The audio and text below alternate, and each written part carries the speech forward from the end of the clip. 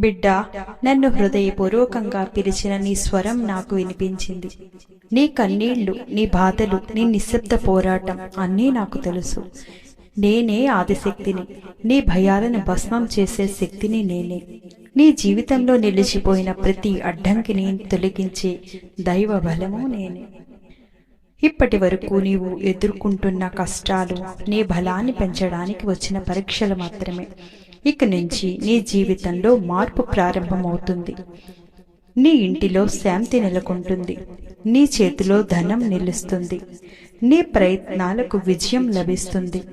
నన్ను నమ్మిన వాళ్ళు ఎప్పటికీ ఒంటరిగా ఉండరు. నీ అడుగులకు నేనే మార్గదర్శిని. నీ శత్రువులపై నేనే కవచం.